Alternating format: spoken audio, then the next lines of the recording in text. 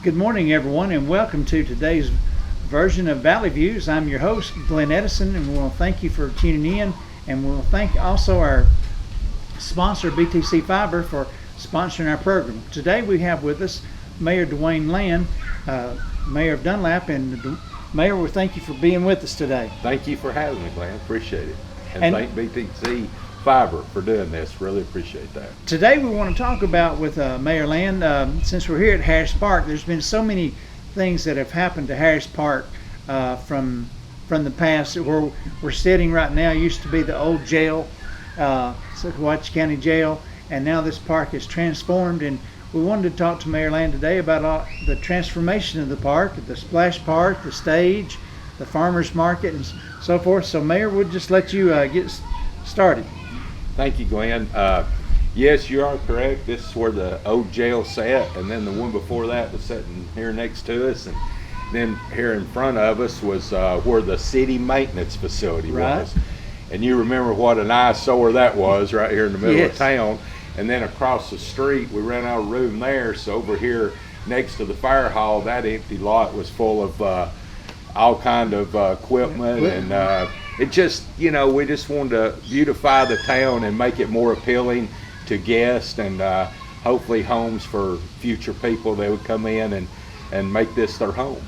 And we had to do it in phases. It took us a few years to do it, and sorry about all the construction, but we hope that everyone they were patient enough, and we hope everyone's enjoying it. And then the next phase is going to consist of a playground upgrade and full court outdoor basketball, and also the skate park that we've been waiting on. And that'll happen on the acre of ground across the street there. Well, that's good. I know there's been a lot of people wanting that skate park. Yes, sir. Yes, sir. And we're going to do it. I know Be More Gavin, they have collected thousands of dollars that they're putting in on it, and also we will go after the grants to get that, like we have with the rest of it. And of course, with COVID-19, a lot of people has been hesitant to do the farmers market, and that's okay. We'll get it up and going next year, hopefully, if when we get a vaccine or get this COVID-19 out of the way and behind us. Well, and since we're talking about it, I know every day we're out here when we do our interviews, when the splash park comes on, it's always full of screams and hollers, and we hear them now. I think they'll be able to hear them. And that's a wonderful thing. How long was that in the process when planning? Honestly, is a vision of ours about, I think, 2014 is when, the planning started. And also we wanted it large enough that we knew there would be many people want to enjoy it at one time. And as you said, it's half full now, and here it is 10:30 in the morning. So and it goes pretty well wide open all the way to it closes at 8. Pretty soon we'll be closing it at 7, because the days get shorter. And but people have just really made use of that. And also what that does, it brings in people from the surrounding areas to spend money in our town. I stopped and talked to a family over there and asked them where they were from, because I'd never seen them before, and they said they were from Hamilton County. So and said, we just really enjoy this, and said, we bring and have a picnic, and said a lot of times the kids want to go to Sonic or Hardee's or McDonald's, and they do that. And also I've noticed that when it's raining and not thundering, there's been kids out there in the rain, so they really enjoy it.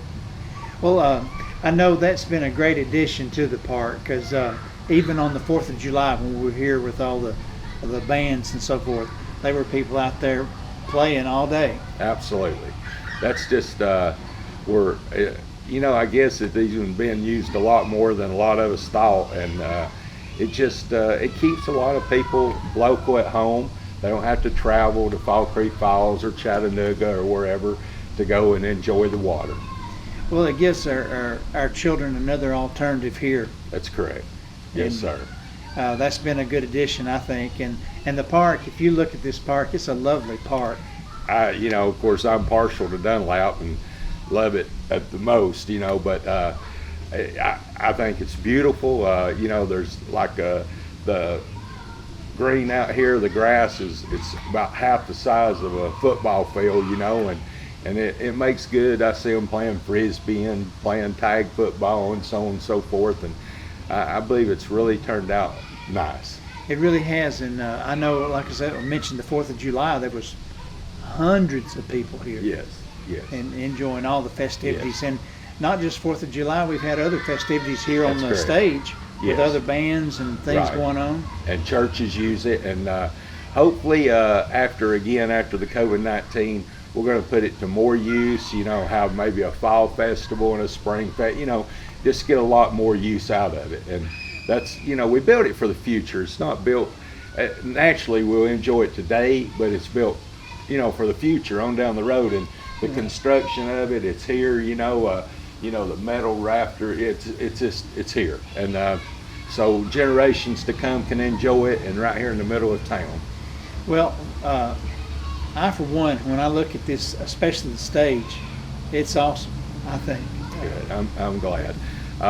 And also, this is going to be I call it the center point of town, and then this is where our walkway is beginning, and we're also in getting ready for the next phase that's going to connect here down to Spring Street down there where the walkway, and of course they're finishing up the other walkway going to Griffith Elementary.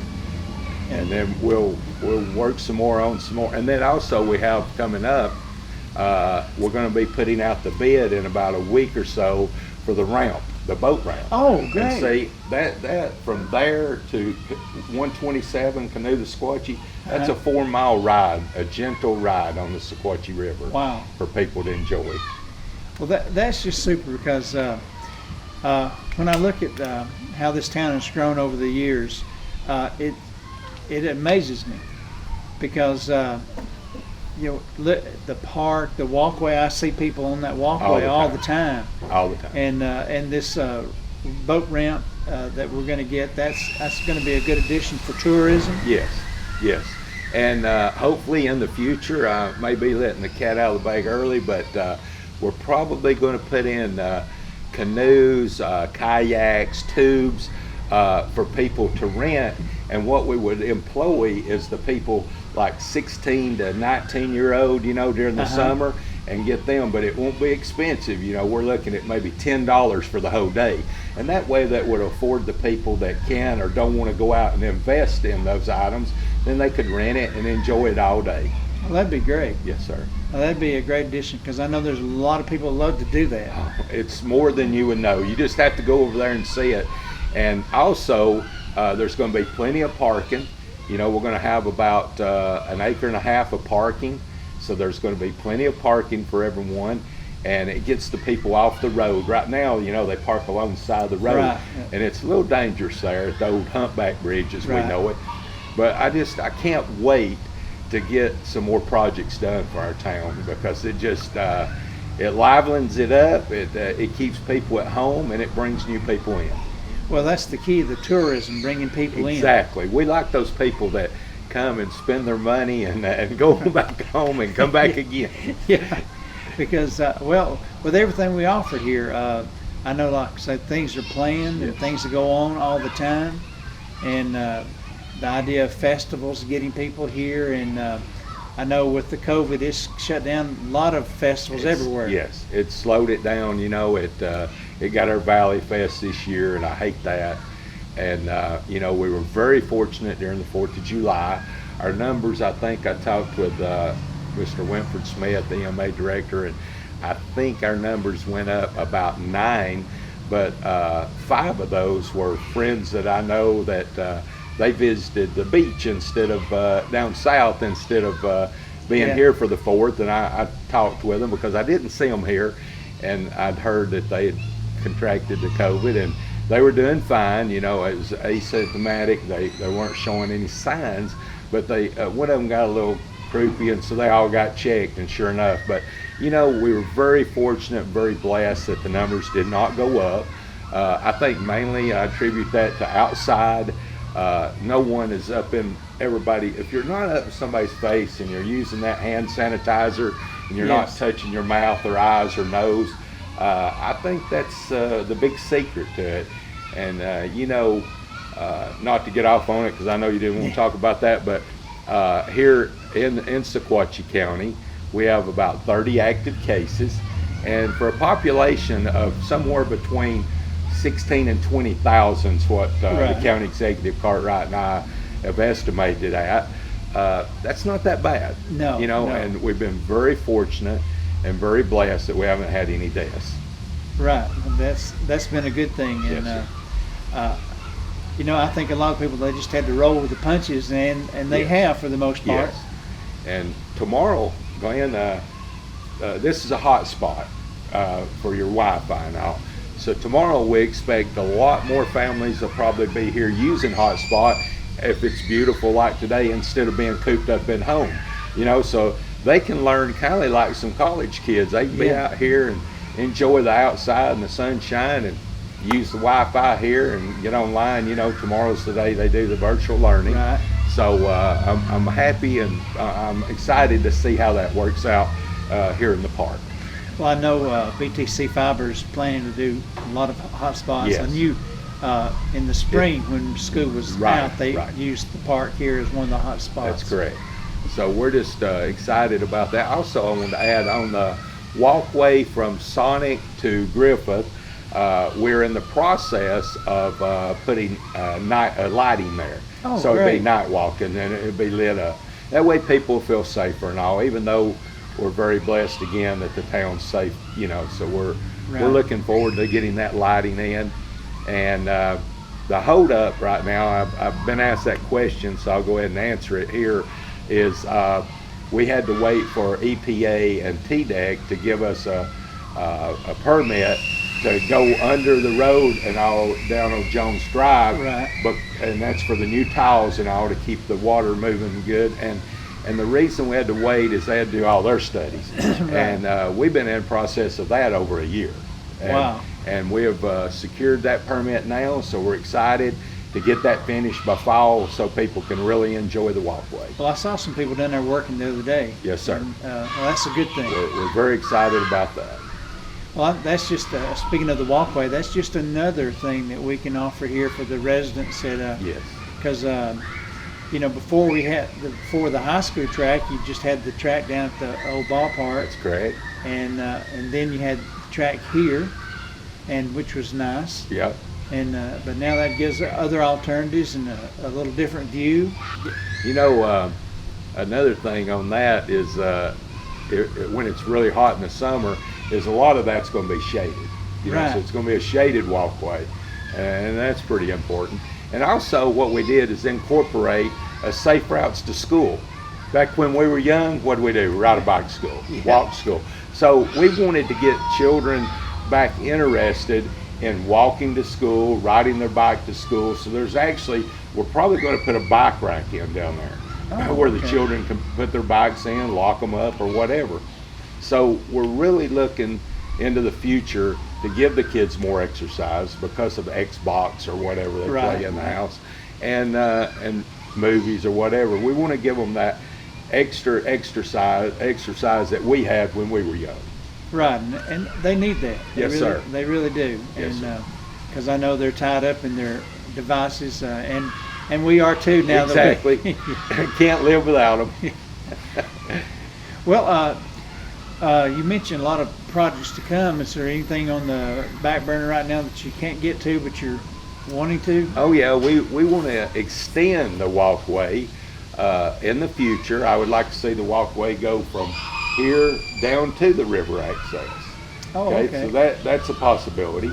Also, it would connect down by the Veterans Park and go around and up through Elm Street to the coke ovens and back through the eastern side of the coke ovens over to Dale Trail, down Dale Trail back to the park. Oh, so it'd that'd be be a great. nice circle for everyone. Oh yeah, that would be really great. Yes, sir. And that'll come as we get those grants and all, and another thing on grants, a lot of people ask, well, instead of building a splash pad, why didn't you build sidewalks or pave. Everything that is a grant has a stipulation, and you have to use it for that certain thing that you get that grant for. So yes, we apply for other grants, like it's called multimodal for sidewalks. We secured that grant. That's $500,000, and the match for the city is about less than 10,000. So we're going to put in 10,000, and we're going to get $500,000 worth of sidewalks, and that's going to be in town.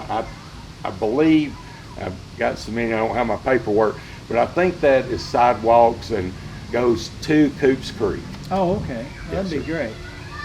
And that Coops Creek compound is a nice addition. I know that's owned by the county. Right. But lovely. It's a good spot, and from my understanding, they're going to develop that even further as time goes and permits. I'm glad you brought that up. The county and Valley Fest are incorporating, and they have the access now to tie into the walkway. So everything's going to be tied together. Well, that's great. Yes, sir. You won't have to get out on the main road.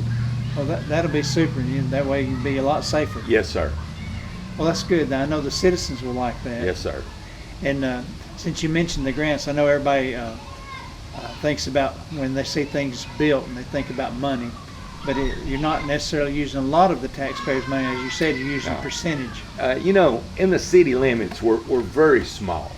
And the reason I want to say that is we only take in for property tax in the city limits a little over $700,000 a year. Okay, and just to show you how far the property tax goes, is our police budget alone next door right here is more than that. Wow. So we have to operate on sales tax. That is a big thing in our town. Is without the sales tax, then we couldn't afford anything. We just, to hold the property tax down, we really couldn't. But your city taxes, along with mine and everyone else that lives in the city, including Walmart and the banks and everything, all the property tax for the city is just a little over $700,000. Well, so that nice. It's a little thing, that tidbit that people would enjoy knowing, is that most everything is funded by our sales tax. And that, I think that's fair. It's a more fair distribution. And also, Glenn, is if you go to Walmart and you drive through the parking lot and look at the tags, yes. When Wendy's done their research, I remember it was over 50% of the tags, the license tags, was from out of Sequatchie County. Really? So those people are bringing in, they're spending their money, and we're getting to reap the benefits of their sales tax dollars. Oh, good. Is there anything coming down the pike? Any? Maybe you can't close this information yet. Yes. Are there other companies and businesses looking around? We never stop looking for businesses. Never. Right now, with Huebner, they are gearing up, and they're at over 25 employees now here locally, and they're going to add more lines and such, and they'll build on up to a lot of employees. But right now, Monhummel is in need of 91 to 100 employees. Wow. Now, you can go on AGCO, the temporary service, and you can apply there and work through a temp service, and you'll make less money. However, if you go directly to the plant, your starting pay for not even like me, okay, I don't know how to run a machine, so I would walk in and say, I want to work here. Well, if you went through the temp, no, I don't want to go through, I want to work for you, I want to work for the company. They will start you out between $13 and $14 an hour. Oh, that's nice. And that's what we were trying to achieve. That's for non-skilled labor. They will teach you your job. So I'd really encourage people, and if you're working in Chattanooga, it costs you.